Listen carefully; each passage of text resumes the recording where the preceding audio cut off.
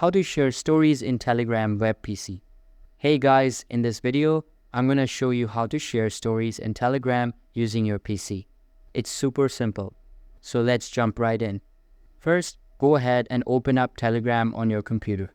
Make sure you've got the latest version. It just helps everything run smoother.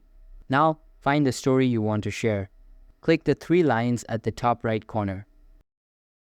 Select My Stories. It could be a photo, video, or just a text update. Here, you'll find three dots in the top right. Click to open menu. Now, at the bottom right, you'll see a little arrow icon. That's the share button.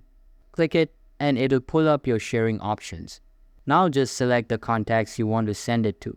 You can pick one person or multiple, totally up to you. Once you've made your picks, click the share button and that's it.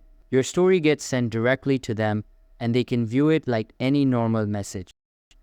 And there you go, that's how easy it is to share stories on Telegram from your PC. If this helped you out, drop a like, hit that subscribe button.